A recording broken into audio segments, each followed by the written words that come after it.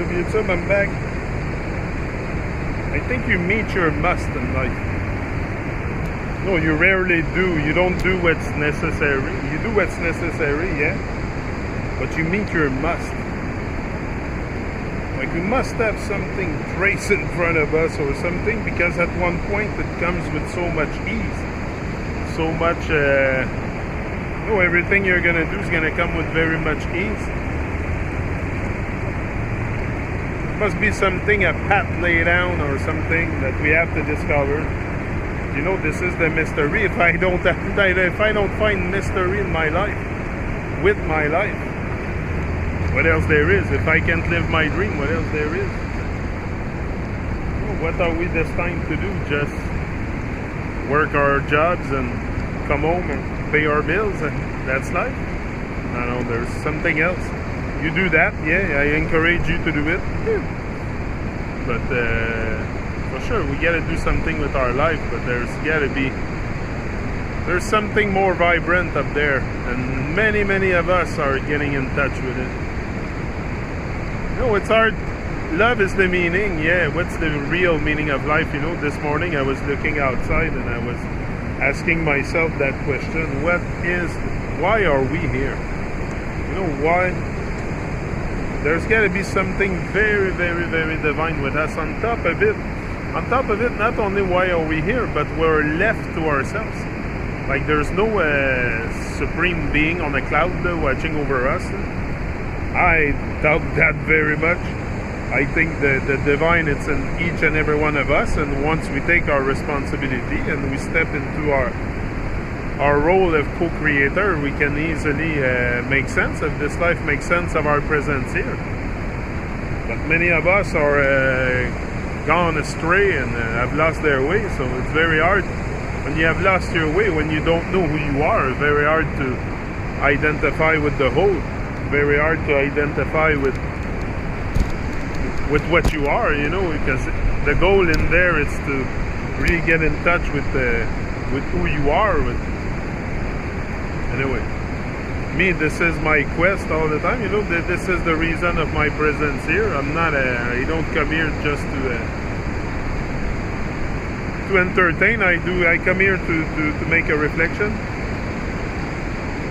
To make a reflection about life, which not too many of us are thinking right now, so it's good that some of us at least are, you know, taking this further and exploring possibilities, which it's all available here and now if we want to get in touch with it. But if we close our mind and if we build an ego and all that stuff, we won't get in touch with much life. I experience both. I experience the ego and I experience outside the ego. And let me tell you, outside the ego is a much more vibrant life. Much. Come on. But we're lost in ego, we're lost in false pride, and all the social media and all the stuff you see out there, it's all to inflate the ego. And it's all about it, because that's all you see, pretty much. Rarely you're gonna see people very aware and very conscious. But yeah, there is people conscious, but you can be conscious of a lot of stuff, but at the same time also within your consciousness you can also be very much not aware. So it's very, you can build awareness for sure.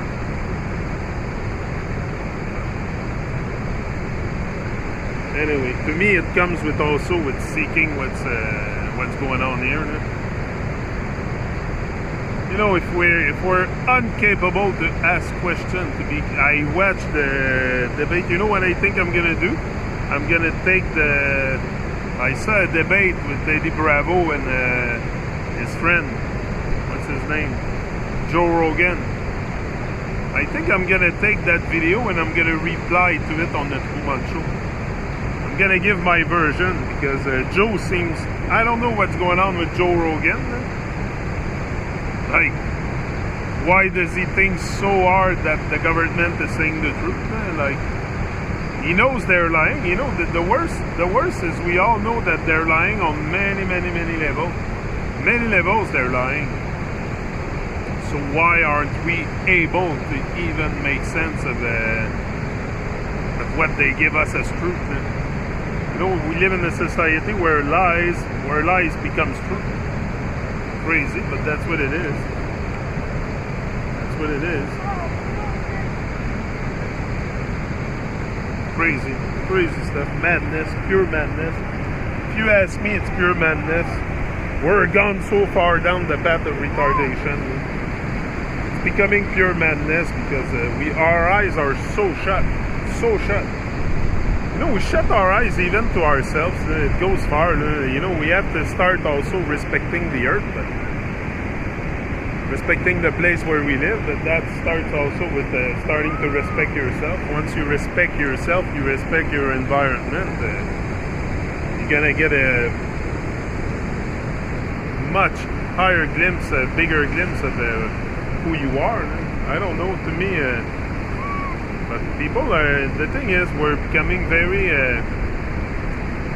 indifferent to each other, indifferent to what's going on in the world. And the only thing that we really put focus and pour our attention in is the TV. You know, most of us are hooked on TV, and you know, this we have no problem giving our whole attention to the program, to being programmed. We let ourselves being programmed so much.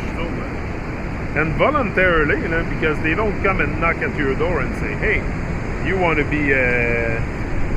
me to program your mind? Sit down, we're going to establish a program to program your mind. It doesn't work that way. No? We do it for them. Especially our phones and Facebook. And it's such an addiction. Me, I'm trying to eliminate that from it. It's part of my personal mastery. Personal mastery for me is that's part of it. You know, leaving social media a little bit, especially Facebook. Because no matter what you're gonna post, people still see it from their own perspective, and most people, you know, that you have on Facebook as friends who would pass by you in the street and not even blink an eye. No, don't even talk to my neighbor. It's very, so it's very fake. It's very fake. It's like,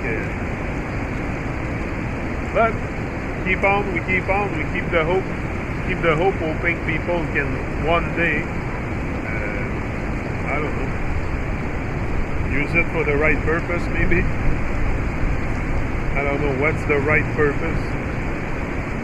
Who's to say what's right or wrong?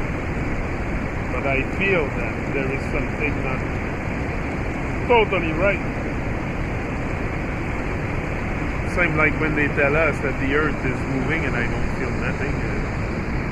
There's certainly questions that can arise from this, but you know, most of us don't want to ask questions. It seems to be as soon as you defy authority, that you challenge authority a bit, a lot of people,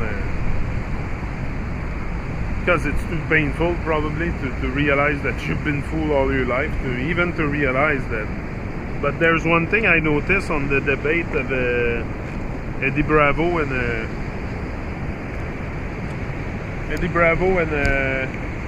his friend. What's his name? Joe Rogan. One thing I noticed is no, Eddie is there. Eddie did good, but obviously they think he's crazy. And he says, I'm crazy, don't worry. But yeah, the thing I noticed is that Eddie gave an example of an experiment, apparently that's been done like 70 years ago or something, Morley Sagnac, or some kind of experiment. Some kind of experiment that's been done, and he gave that as an example of the earth not moving. So they pulled out that experience, and you know, this is the kind of thing we often also, even in the flat earth, we repeat stuff. without investigating it. Without investigating it, then we take that as true. That's the thing. So use scrutiny, very important.